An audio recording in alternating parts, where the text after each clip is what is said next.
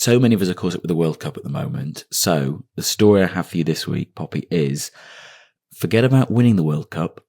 Here is how to steal it. Oh, that's such a good tease.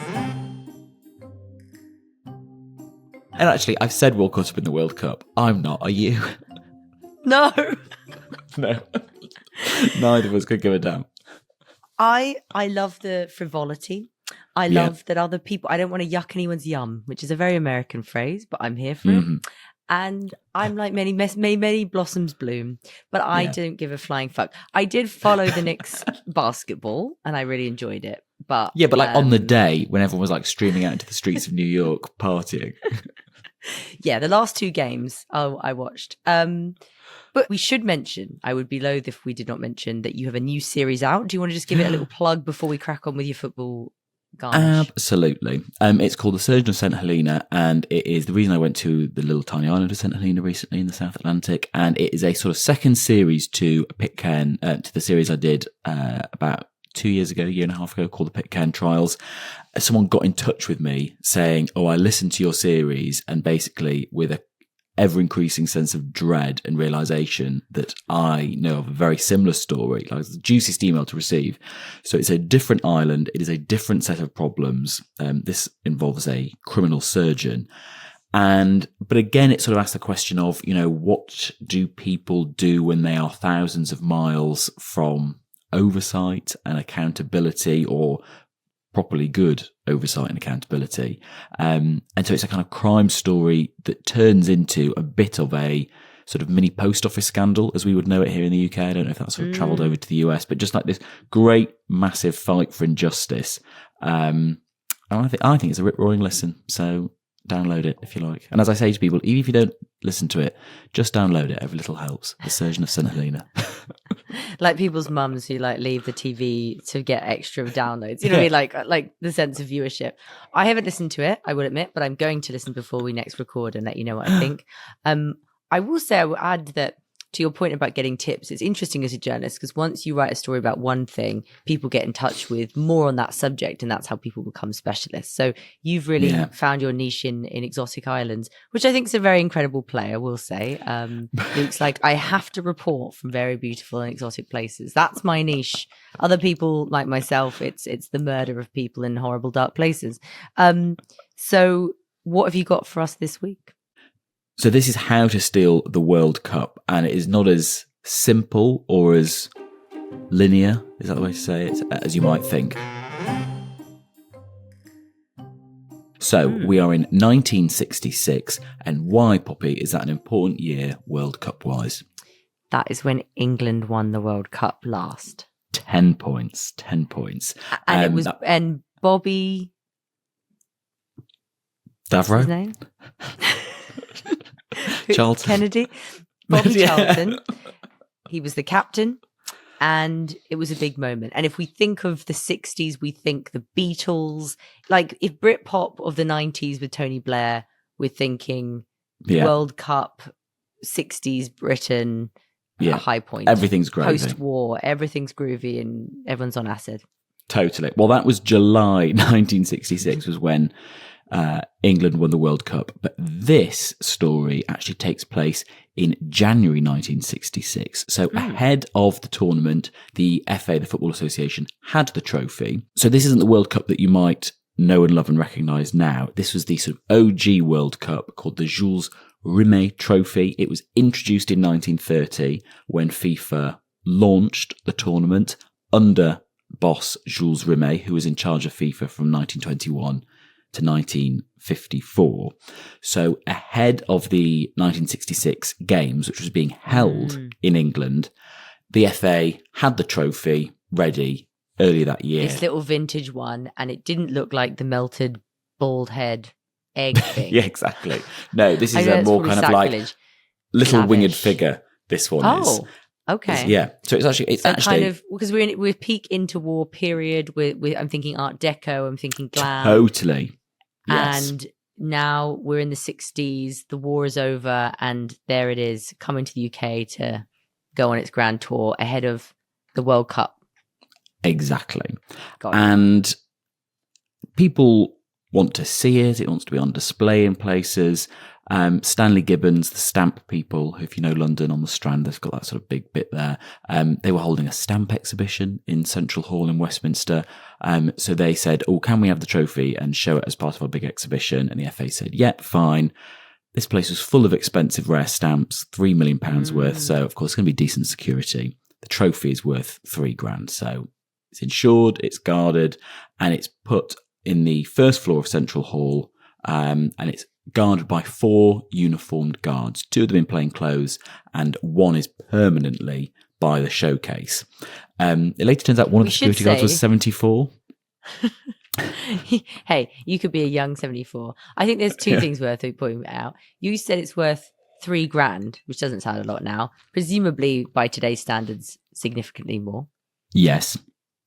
And also worth pointing out that guards on those days probably looked way more dapper. I'm thinking that we're just coming out of the era of hats and gloves, really.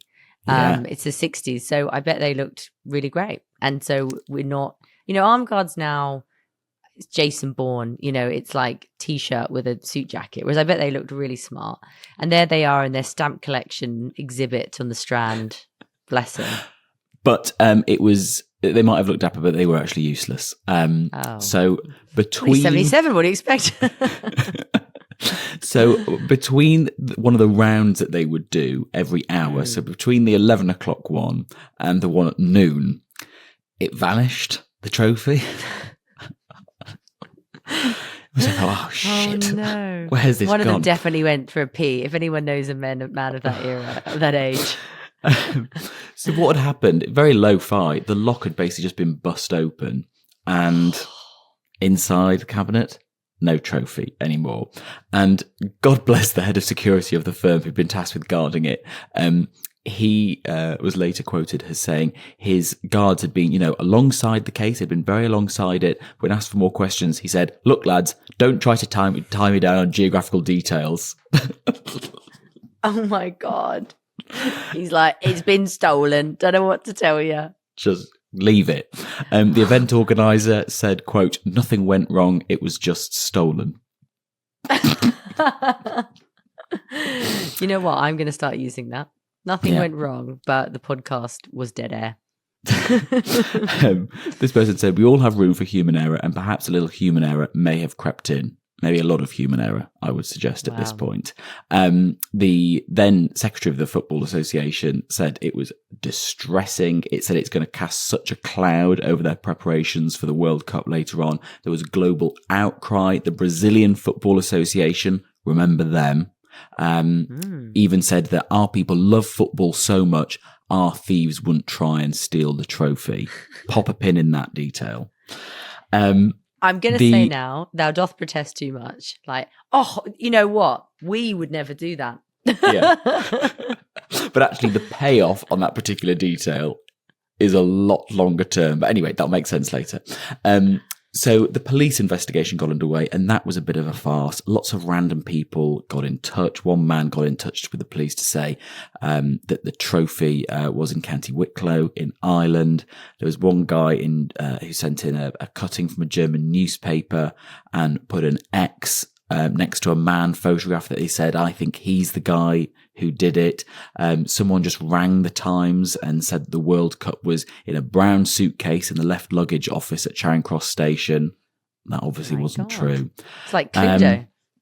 And they were trying to pin down exactly the description of who might have been seen, because there were some reports of some of the guards seeing people who might look a bit shifty hanging around. 2 different descriptions of the possible burglar were given to the police.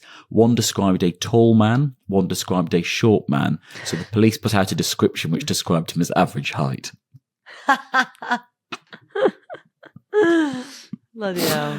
But while all of this nonsense was happening, Joe Mears, who's the chair of the FA, so the English Football Association, got a ransom note delivered to his home from someone called Jackson. And it said, and it is really badly spelled, the transcription, so I'll just imagine all of these words but spelled incorrectly. It says, Dear Joe, doubt you view with very much concern the loss of the World Cup. To me, it is only so much scrap gold. If I don't hear from you by Thursday or Friday at the latest, I assume it's one for the pot. I don't know what that means.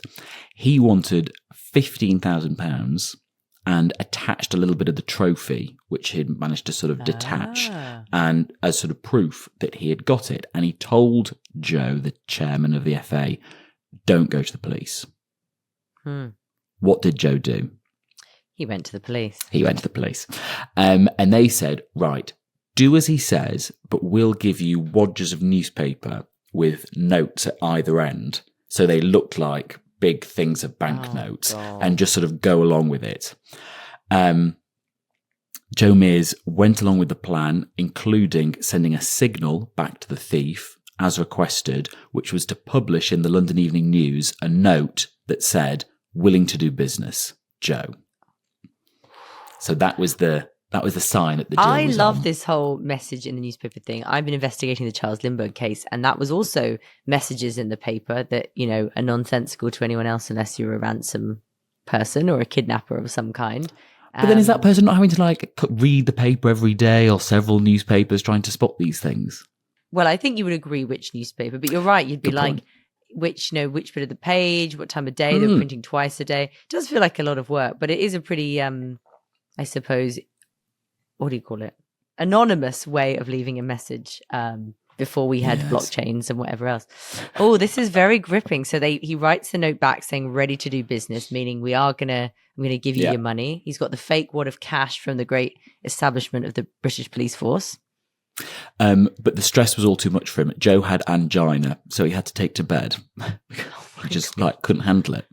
It was too much. Shouldn't have been head of the FA if he can't take a little bit of ransom. God. So what happened is one of the coppers went with Joe's wife, pretending to be his assistant, to the agreed rendezvous, which was Battersea Park. And they meet this guy, Jackson, but he became spooked when he correctly realised that a van nearby was actually full of backup police, and he tried to make a break for it. They nabbed him, they arrested him, and they discovered that he was a guy called Edward Betchley from Camberwell, and he had one previous conviction from 1954 for handling knockoff corned beef. Well, he really moved into more serious affairs. Yeah, that's quite the jump, isn't it? Yeah. Handling dodgy meat, stealing the World Cup. He insisted he was just a middleman, and he'd been paid £500, and he was directed by a man called the Pole. He was convicted, but where was the trophy? That was still an outstanding issue. Well, there's a documentary on Channel 4 recently which said that the top copper was offered a deal by Betchley Jackson, this guy who said he was just the middleman.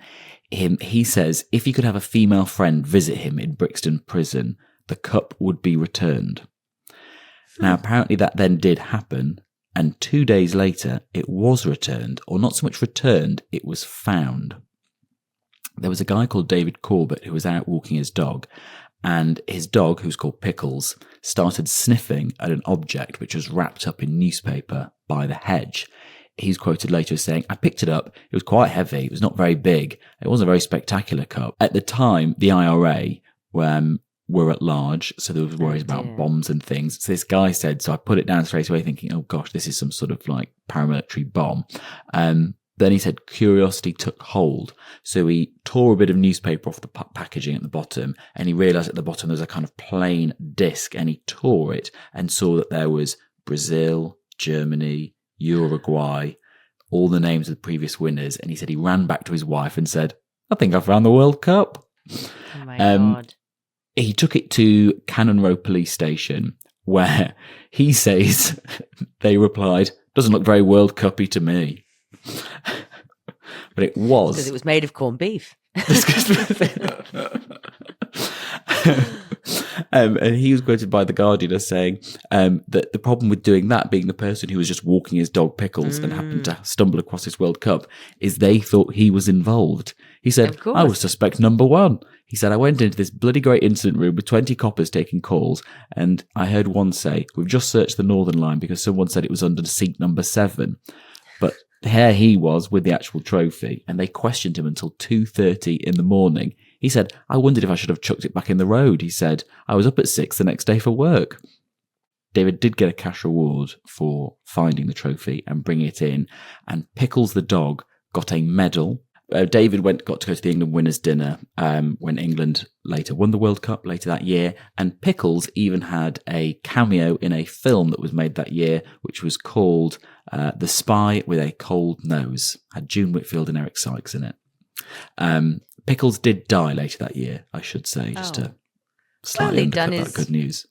His great part in history, you know. I mean, he'd done his investigative skills. I mean, these dog walkers are always under suspicion because they're always finding bodies. I mean, what's going on? Bad joke. But I have two questions for you. Was the cup raised above the head of Bobby Charlton, this very retrieved cup? Exactly. That was the one. So it was back in time for the tournament later that year. Wow. And how long did corned beef have in the old neck? Corned beef was in the end sentenced and convicted for demanding money with menaces and with intent to steal, and he got 2 years in prison for each, which ran concurrently. So 2 years inside for his part in it. David, the dog walker who owned Pickles, who found the World Cup, he said he thinks of Pickles whenever he sees that famous picture of Bobby Moore, of course, then England captain, holding up the trophy later that year. He said, I feel a bit of pride in seeing it, and I know I got to hold the original trophy too. There is this whole question though about why was it actually stolen in the first place? The Daily Mirror newspaper had a what they called world exclusive in 2018 about this. They said it was a gangster called Sidney Cuglere with the help of his brother Reg who stole it. And this was according to Reg's son, Gary, who they spoke to. He says his uncle Sidney had stolen the trophy for the thrill of it and not for financial gain. And that Reg had been in the hall at Central Hall where this stamp exhibition was happening at the same time, but had not seen Sidney take the cup. He said that on the street after coming out, Sidney lifted up his jacket and said, "Here you are, Reg, look at this."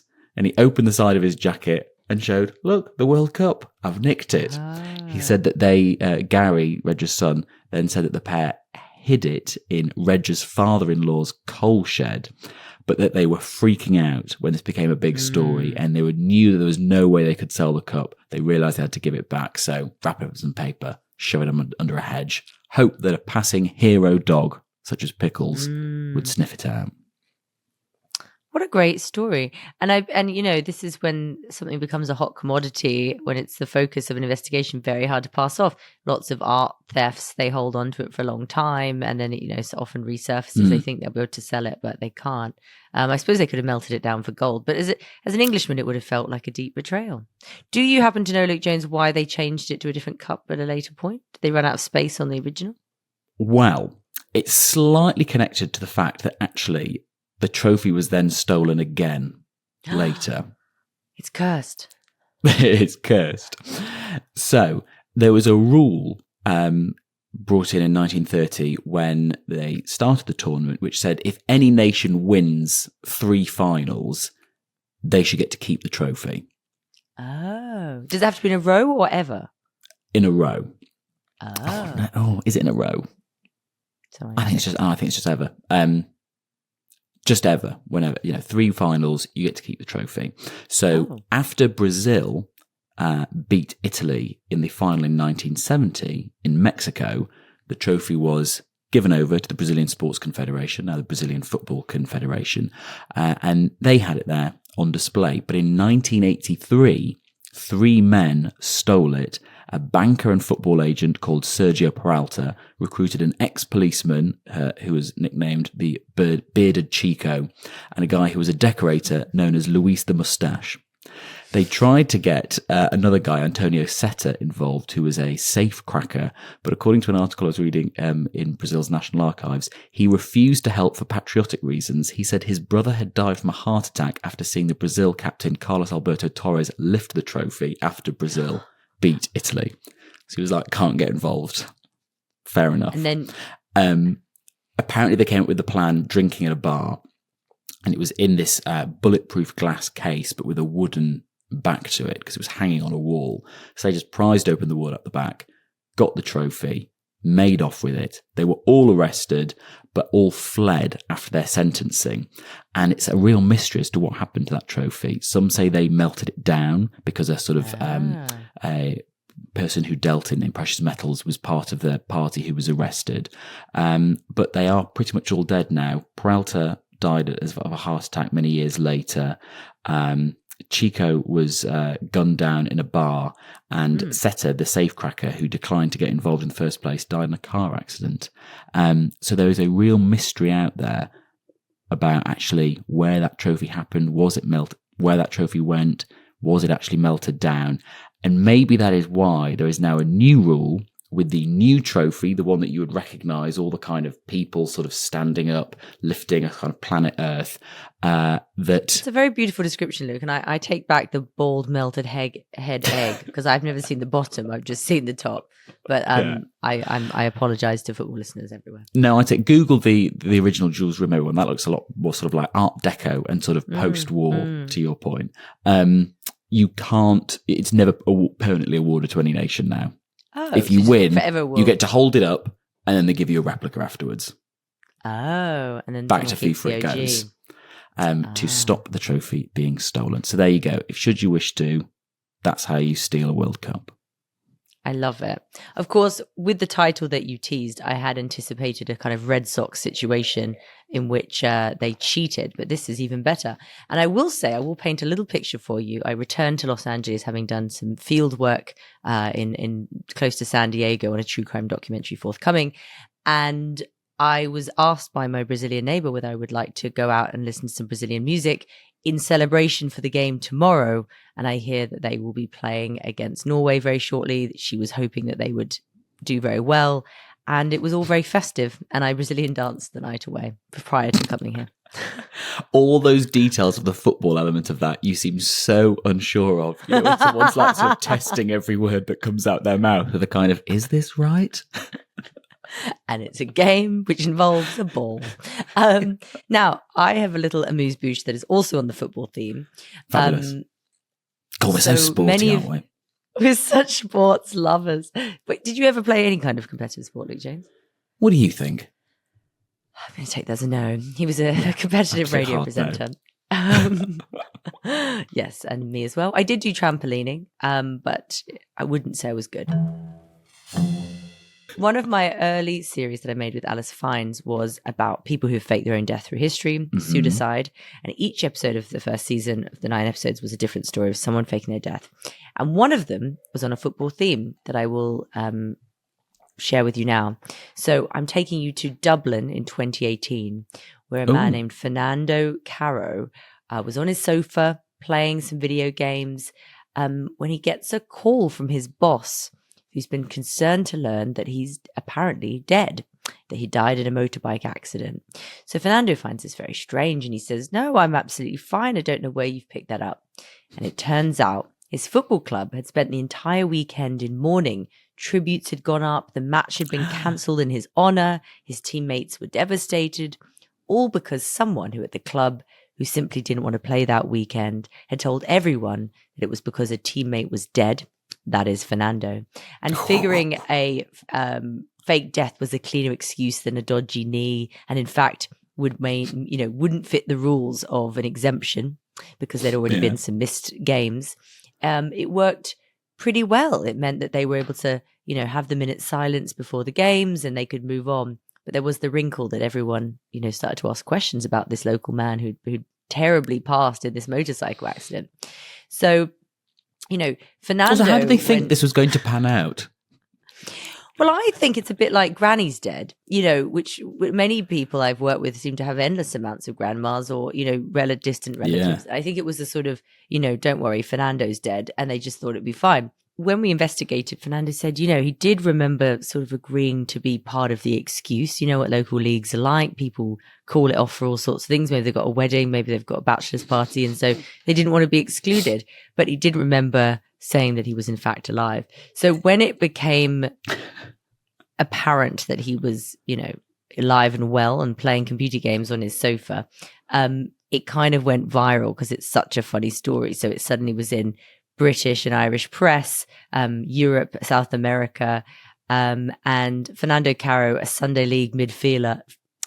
Fernando Caro, Sunday League midfielder, found himself on the front pages of newspapers in Buenos Aires, giving interviews to confirm patiently that he had not died at all. But it was all because someone couldn't face a Saturday morning on a muddy pitch in Dublin. Fabulous. I mean, if I was facing a game, a drizzly weekend, maybe I'd fake my own death.